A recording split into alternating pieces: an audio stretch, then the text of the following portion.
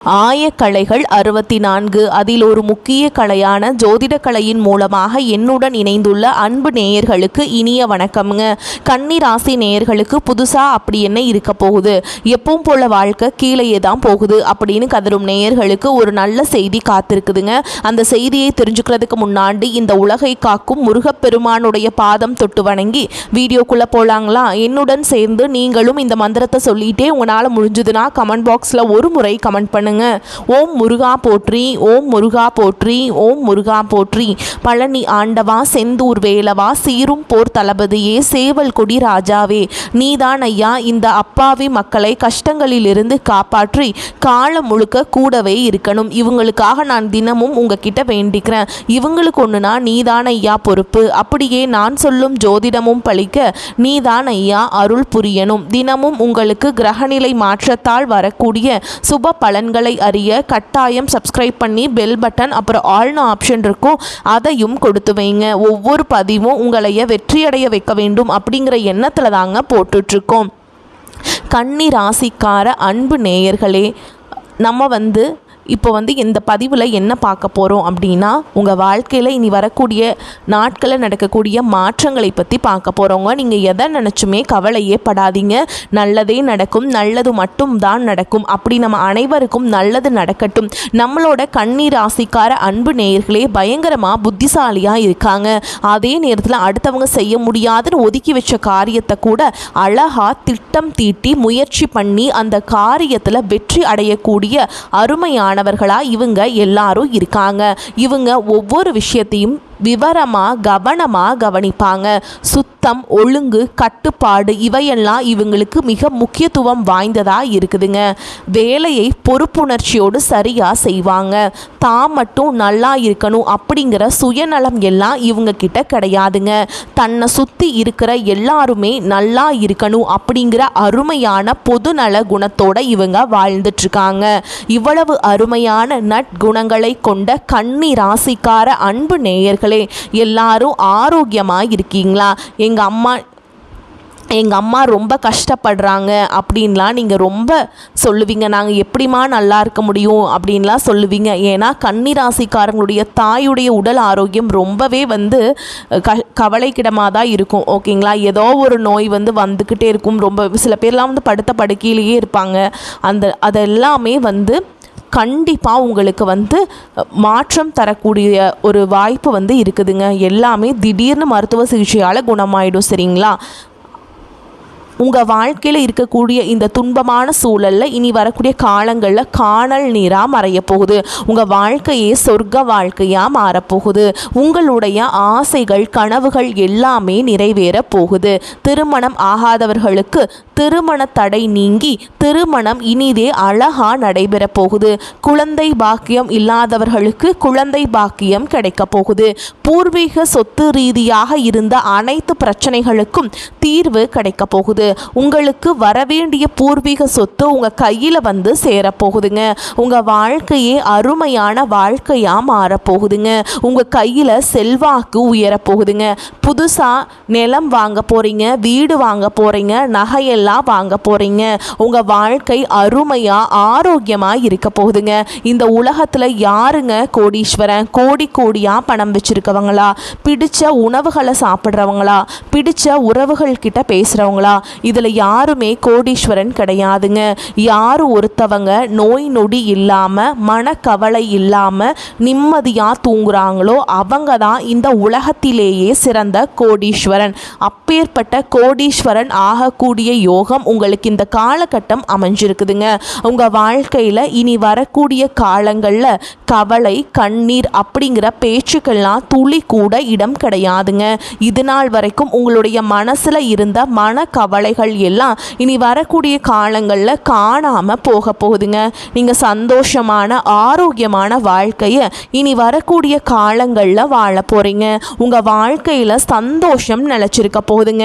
நம்ம இன்னைக்கு இந்த வீடியோ பதிவில் கன்னி ராசிக்காரங்களுடைய வாழ்க்கையில் 2026ஆம் ஆண்டில் முதல் காலாண்டுக்கான பலன்களை பற்றி விரிவாக முழுமையாக பார்க்க போகிறோம். குறிப்பாக பிப்ரவரி, மார்ச், அப்புறம் ஏப்ரல் பாதி வரைக்கும் பார்க்க போகிறோங்க. என்ன நடக்கும், எதில் கவனம் செலுத்த வேண்டும், எதை தவிர்க்க வேண்டும் அப்படிங்கிறத பற்றி விரிவாக தெரிஞ்சுக்க போகிறோங்க. கன்னி ராசி நேயர்களுக்கு வாழ்க்கையில் இனி நல்லது தாங்க நடக்கும். கெட்டதுங்கிற பேச்சுக்கெல்லாம் துளி கூட இடம் கிடையாதுங்க.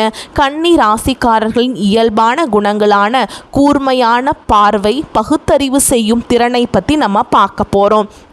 2026ஆம் ஆண்டின் முதல் காலாண்டு கன்னி ராசிக்காரங்களுக்கு அருமையாக சிறப்பாக இருக்க போகுது. 2026ஆம் ஆண்டில் கன்னி ராசிக்காரங்களுக்கு முக்கியமாக மறக்க முடியாத காலகட்டம்ங்க. சுகஸ்தானத்தில் 7 கிரகங்கள் ஒன்றா இணையறதுனால இது ஒரு முக்கியமான அரிய நிகழ்வாகவே பார்க்கப்படுது. இந்த வரக்கூடிய பிப்ரவரி நாட்கள் எல்லாமே உங்களுக்கு எதிரிகளை அளிக்கும் யோகத்தை தருதுங்க. பிப்ரவரி 26க்கு பிறகு கவனமாக எச்சரிக்கையாக இருக்கணும்.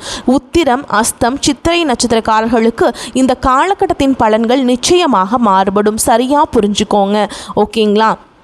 4ஆம் வீட்டில் 7 கிரகங்கள் இணைவதால் வீடு, தாய், வாகனம் தொடர்பான விஷயங்களில் கவனம் தேவை. வீட்டை புதுப்பிக்கிறது, சொத்து வாங்கிறது தொடர்பான பேச்சுவார்த்தைகள் நடக்கலாம். அதே மாதிரி சுக்கிரன் 5ஆம் வீட்டில் நுழையிறதுனால காதலில் அதிர்ஷ்டம் உண்டாகும். அழகான உறவுகள் வந்து சேரும். உங்கள் வாழ்க்கையில் நல்லதெல்லாம் நடக்குங்க. போட்டி நிறைந்ததாக இருக்கும். அதை கண்டு நீங்கள் அச்சப்படக்கூடாது. தைரியமாக இருங்க.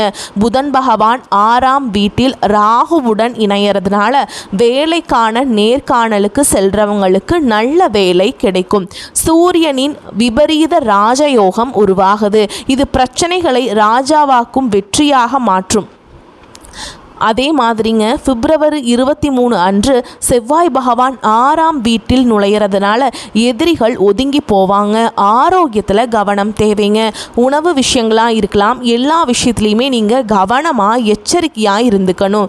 மார்ச் 2ஆம் தேதி 3ஆம் தேதிகளில் கடினமான நாட்களாக இருக்கும்.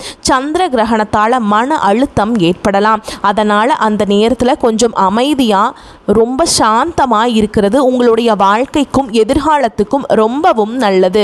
மார்ச் 11 அன்று குரு 9ஆம் வீட்டில் நேர்கதிக்கு திரும்புறதுனால திட்டங்கள் நிறைவேறும். பண வரவு அதிகரிக்கும். மார்ச் 15 அன்று சூரியன் 7ஆம் வீட்டில் சனியுடன் சேர்வதனால கணவன் மனைவிக்கிடையே விரிசல் ஏற்படலாம்.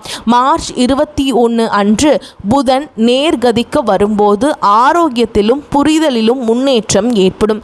2026ஆம் ஆண்டில் இல்லத்தரசிகளுக்கு உணர்வு அளிக்கிறதுக்கு ரொம்ப உங்கள் உணர்வுகளுக்கு ஒரு நம்பிக்கை கொடுக்கக்கூடிய நாட்களாக இனி வரக்கூடிய நாட்கள் இருக்குதுங்க.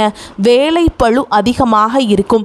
வேலைக்காரர்கள் பிரச்சனை செய்யலாங்க. நீங்கள் ஒரு கம்பெனி அந்த மாதிரிலாம் நிர்வாகம்லாம் நடத்திட்டுருக்கீங்க அப்படின்னா நகைகள் மற்றும் விலை உயர்ந்த பொருட்களை நீங்கள் கவனமாக வச்சுருக்கணும். வீட்டில் இருந்து ஏதாவது செய்ய விரும்பும் பெண்களுக்கு நல்ல வாய்ப்புகள் கிடைக்கும்.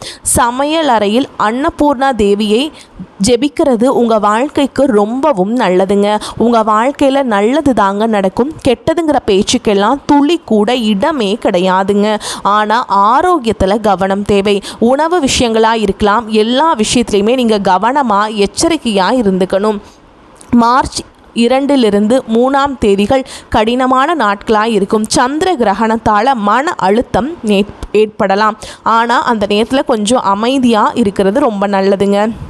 உங்கள் வாழ்க்கைக்கும் எதிர்காலத்துக்கும் ரொம்பவுமே நல்லது.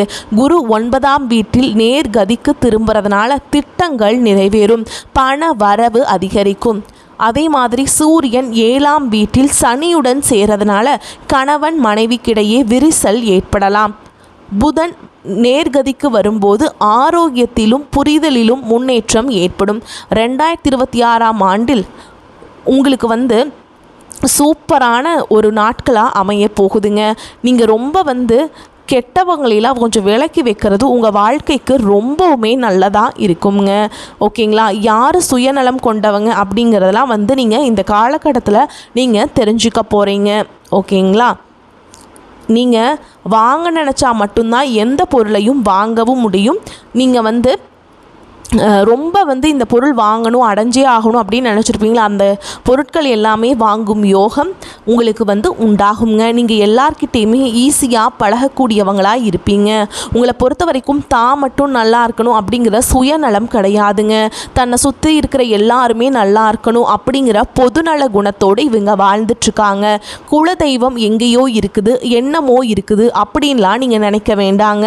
நீங்கள் எங்கே இருந்தாலும் ஒரு தீபம் ஏற்றி வச்சு அந்த தீப ஒளியில் தெய்வங்கள் இருக்கிறாங்க அப்படின்னு நினச்சி வழிபாடு செய்யுங்க. குலதெய்வமே தெரியாவிட்டாலும் வீட்டில் தீபம் ஏற்றி வச்சு ஏதாவது ஒரு நல்ல நாளில் குலதெய்வத்தை நினச்சி வழிபாடு செய்யுங்க. குலதெய்வ வழிபாடு குலம் காக்கும், குலம் தலைக்கும். முதல்ல குலதெய்வம், அப்புறம் இஷ்டப்பட்ட தெய்வம், அப்புறம் உங்களுக்கு விருப்பப்பட்ட தெய்வம்ங்க. எந்த கோயிலுக்கு போனாலும் என்ன பண்ணாலும் ஏற்றம் இல்லை அப்படின்னு நீங்கள் சொல்லுவீங்க. தினமும் எந்திரிச்ச உடனே சூரிய பகவானை நமஸ்காரம் பண்ணுங்க. அவங்களுடைய அனுகிரகம் இருந்தால் போதும். மற்ற கிரகங்கள் எல்லாம் சாதகமாக இல்லைனா கூட பரவாயில்ல, அந்த சூரியனுடைய பிரகாசம் உங்கள் வாழ்க்கையவே பிரகாசமாக மாற்றிடும். அந்த வெளிச்சம் உங்களை சேரும். உங்கள் வாழ்க்கையில் இருக்கக்கூடிய கண்ணீர் எல்லாம் கரைஞ்சு போயிருங்க.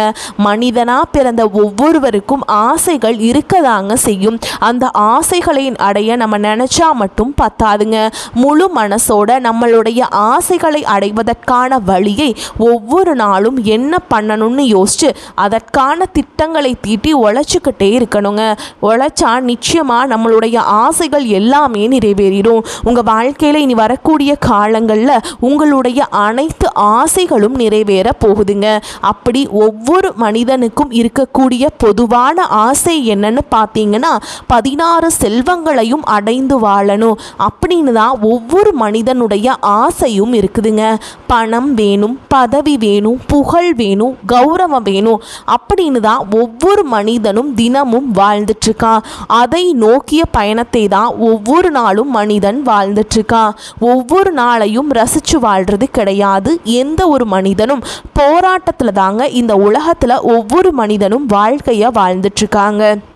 அதனால் இனி வரக்கூடிய நாட்கள் உங்களுக்கு அமோகமாக இருக்க போகுதுங்க.